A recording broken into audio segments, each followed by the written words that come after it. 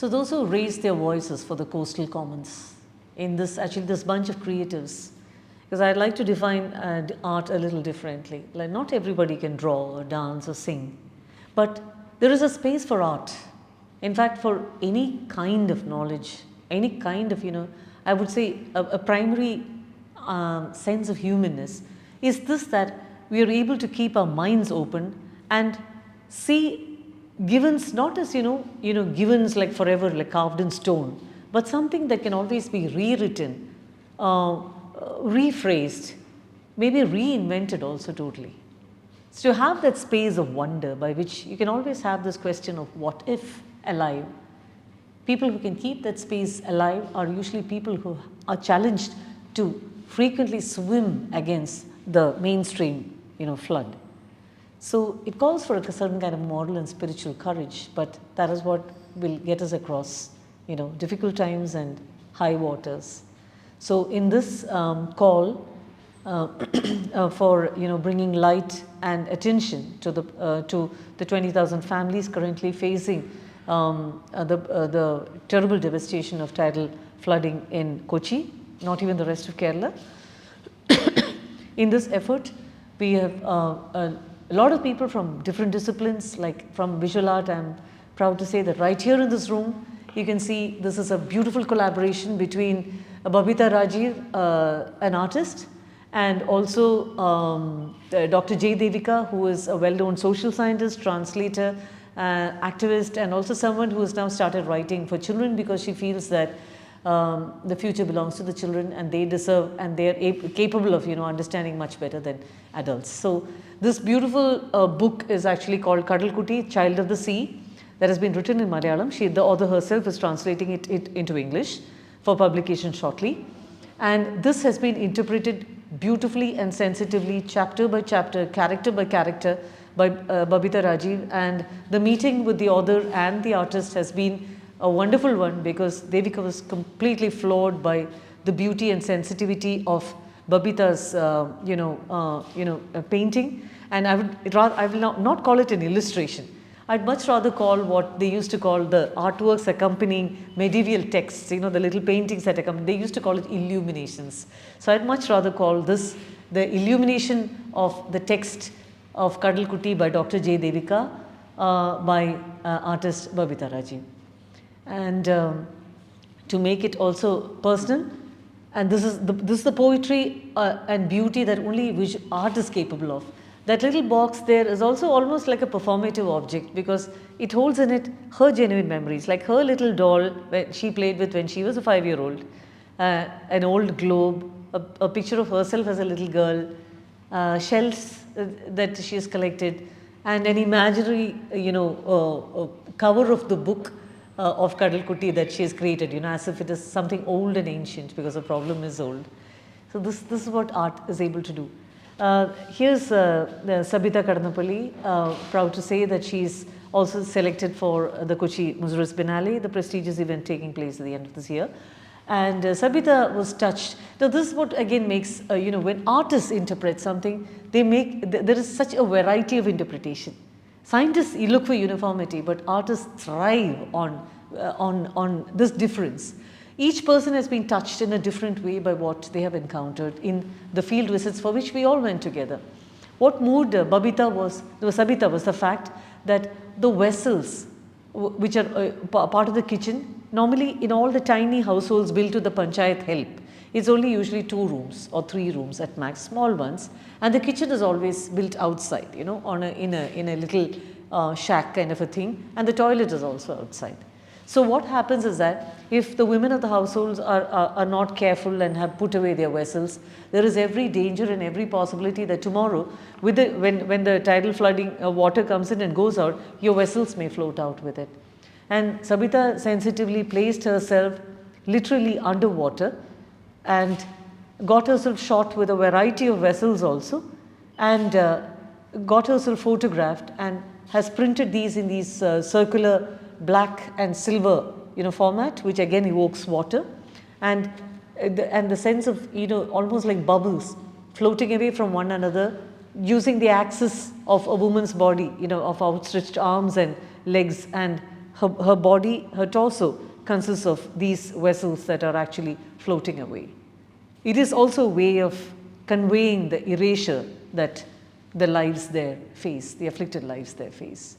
Right to the end of this room, another artist friend of mine of whom I am extremely proud and who I think is a very valuable asset in terms of a repository of an ethnic memory that is fast fading, an ethnic memory connected with the practice of Pokkali agriculture, which is something that has been there in some parts of the Konkan coast and Kerala, and I think also parts of Tamil Nadu, if I'm not mistaken. I could be.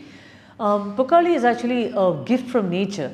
In fact, it's called Pokkali because Pokka means height, a very long stemmed kind of a resilient paddy that actually thrives on oscillating salinity that happens in the estuarine system, and it is also able to withstand the oscillating levels of the tides, which is amazing.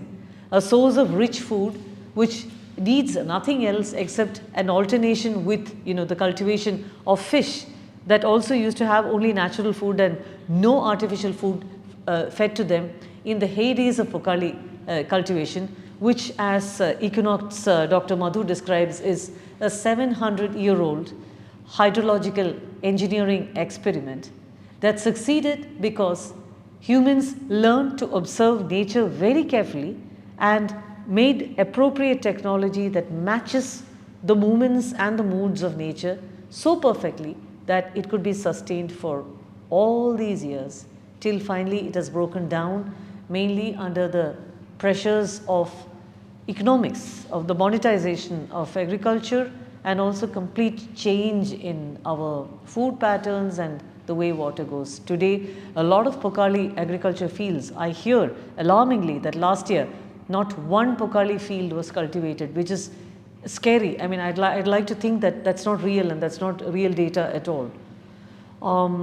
What has happened now is most Pokkali fields have become zones that are auctioned off to very rich fisheries barons who use binamis and others to to capture these places. They pay a lump sum to the owner, and nobody even knows who it really belongs to, and none of the shutters and sluices are opened for the convenience of the people or to save them in the event of a disaster. It makes it very difficult for the tides to keep breathing. As I said, Ari, the breath of the tides is something that has also been crunched and shattered very badly. And on the in the next side of this gallery, you'll find Salil Mohandas, who actually did his degree in fine arts from Thrissur College in sculpture, but switched his career for livelihood purposes to graphic design.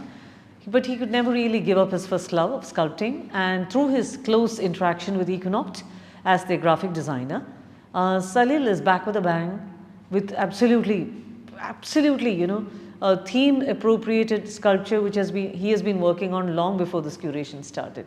So he has used wood, he has used a lot of scrap iron and nuts, bolts and found objects and rust to his advantage in communicating the pathos and the tremendous loneliness and the alienation felt by the people who are suffering the effects of tidal flooding.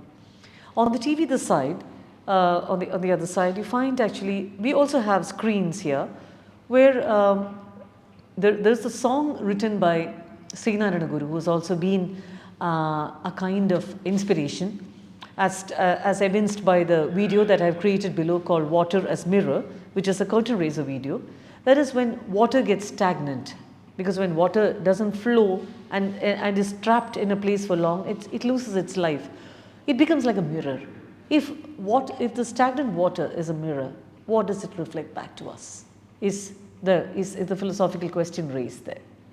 And Sree Guru's notion of the mirror, that is the Kannadi Pradishta, I think it is one of the most brilliant installations ever, and which has also been inspired by Vaikunta Swami, who also presented similarly iconoclastic views, and also did the same thing, has done mirror installations but not as well known as Sree Guru's, who actually used this device to end two warring factions as to which deity should be should be installed in a newly built temple. Cutting the whole story short, quietly Guru gestured for a mirror to be brought in and placed it there.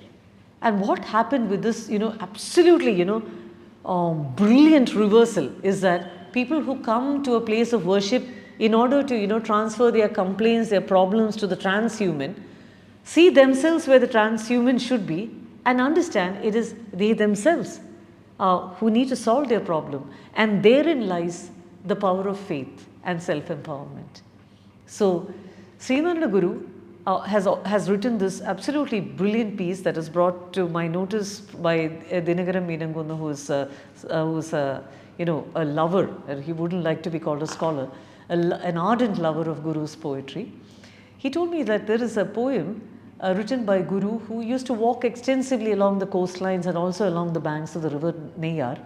I forget the year, it was in the late 19th century. There was a drought, and it was so bad that the human and the non-human world were really suffering, and Guru burst into the song of, of lament, at the same time not really a lament, but an admonishment, a scolding of Shiva.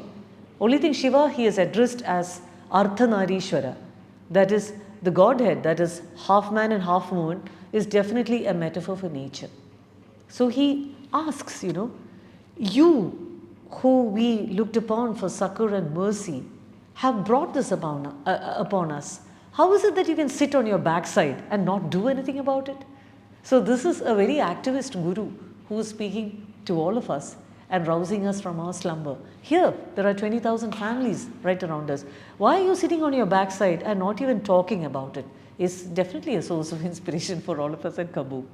So, there are two, the main singer of this has been Kalamandalam Sudheesh, who teaches at RLB College, who has done an absolutely fabulous job of taking 3 stanzas out of 4 from Ardhanareesvara and, doing a Ragamala kind of a composition for it.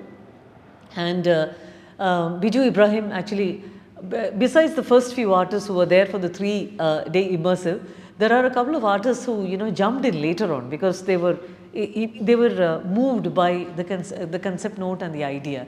So Biju Ibrahim was one of them, who is a spiritual sojourner and a photographer, a black and white photographer. So he is already working on Guru. So he loved Kalamandalam Sudheesh singing, and also he created a video completely with his photographs in consonance with a Guru's song. Whereas I have used it in a completely different way, downstairs in the water as mirror installation, the curtain installation. And this same song has been interpreted by Archa Gauri, who is a Kathakali performer and also now doing a PhD in social sciences. And her mother, Geeta Verma, was the first one who broke the bastion of the male bastion of Kathakali and created the first all-women Kathakali troupe in Tripurandra. So she is just trying an experiment to see whether she can perform Guru using Kathakali, using the mudras of Kathakali. So that little experiment is supported by Deepa Palanad's, she's a Kathakali singer too, singing. So it's an all-women kind of an interpretation also of a possibility in the future. Like T.M. Krishna is now singing Guru in Carnatic, parlance. Possible that we could also have Guru performed in different other languages, traditional languages as well.